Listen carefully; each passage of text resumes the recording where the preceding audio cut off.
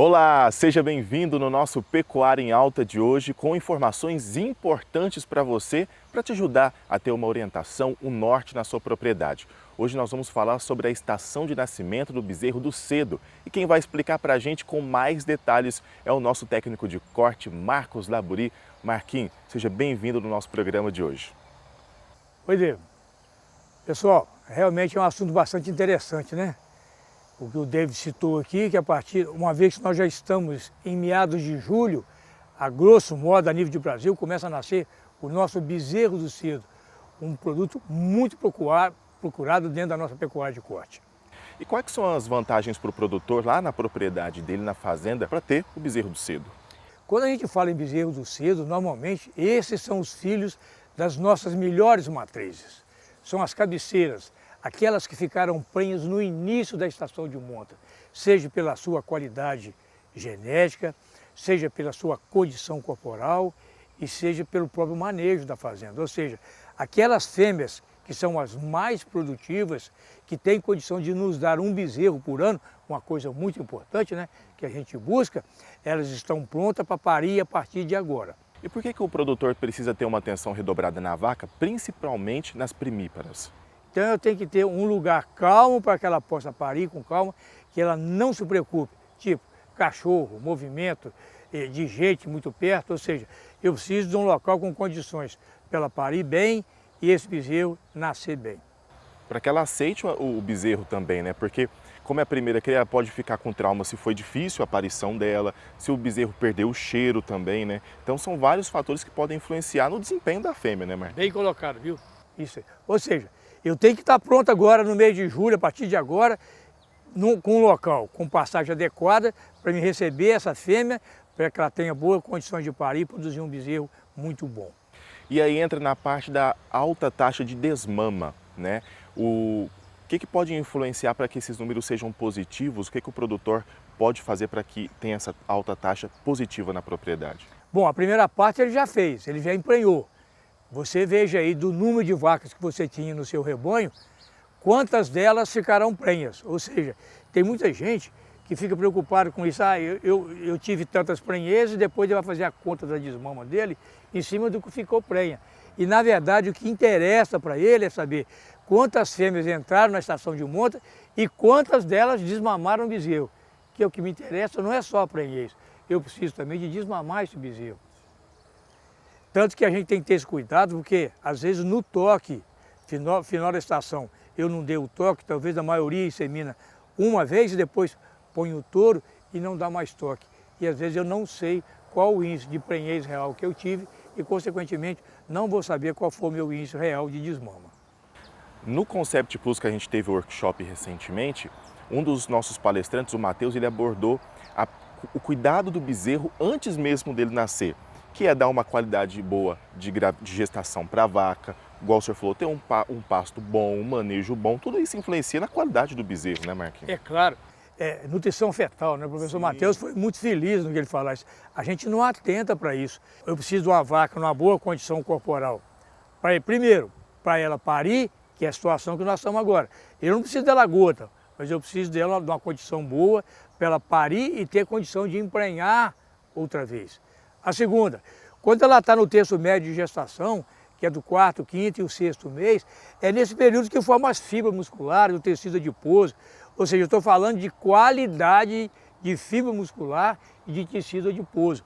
Muitas vezes isso faz uma diferença lá na desmama. Nós já tivemos casos de fazendas com o mesmo touro e eu ter um resultado diferente na desmama.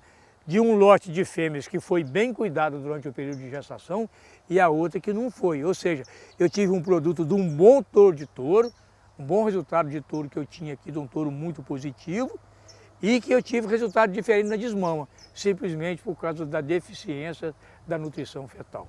Cuidou da vaca, deu a qualidade boa para ela, ela produz um colostro de qualidade que é uma dor de cabeça para o produtor quando fala de colostragem, né, Marquinhos? Nossa, nós precisamos preocupar. O bezerro tem que mamar nessas primeiras 8 horas. É fundamental que ele tenha o quê? O leite da mãe, onde tem um colostro que dá para ele a imunidade para as deficiências que podem acontecer no local onde ele está. Dá uma resistência para ele nascer e começar a se desenvolver. Colostro, põe atenção nisso aí. Bezerro nasceu, deu a colostragem, você vacinou a vaca alguns meses antes para que ela tenha o colostro fortalecido, com boa energia, com boa qualidade. E aí vem um outro problema também, né, Marquinhos? A cura do umbigo, que tem que estar num pasto muito bom, num piquete de qualidade, né? Realmente, eu tenho que curar. Os primeiros 3 dias, então, são fundamentais. É a hora que eu tenho que nascer o mais rápido possível, curar esse umbigo, passar um iodo, né? Cortar esse umbigo a 2, 3 dedos, selar o umbigo com iodo, cortar abaixo de 2 dedos, aquela tripa que sai ali pequenininha, para que ele possa o quê? Fechar uma fonte de infecção que todo bezerro, quando nasce, tem nela. Ou seja, eu preciso curar para ele estar pronto lá dentro do piquete de maternidade ainda. O Marquinhos falou de uma coisa bem interessante, que o professor José Eduardo Portela também já abordou esses assuntos, tanto no Concept Plus, aqui no Alta IU, que é sobre o animal, principalmente as novilhas, serem gordas demais ou magras demais. Isso influencia na gestação, né, Marquinhos? É claro, gente. A gente tem que pensar que eu preciso de um animal que tenha condições de ficar prenha. Por que isso aqui? Porque a fêmea está fazendo para ela e vai ter que fazer também para o bezerro que vai estar na barriga dela. Eu não posso ter uma fêmea em condição dela estar magra demais e não ter condição de ficar prenha ou de ficar prenha numa condição indesejável. E aí, nesse momento que você está cuidando da vaca para ela chegar numa próxima gestação, numa próxima estação de monta, você já também tem que ficar atento para escolher o touro ideal para a sua propriedade. Mas não é aquele touro, qualquer touro. É o de acordo com a sua propriedade, né, Marquinhos? Cada propriedade dele tem uma característica. Não existe um touro que seja a solução para todo mundo, mas existem touros que pode ser a solução para o seu rebanho. Ou seja, eu falo muito isso. A fazenda, ela também é responsável por quem vai ser o pai e quem vão ser as mães do bezerro. Porque as fêmeas ficam na fazenda e os pais que serão o touro, serão de touros que virão para uma próxima estação de monta, que ele vai adquirir no mercado ou de dentro do plantel dele, e de touros cujos reprodutores vão adquirir o sêmen na central.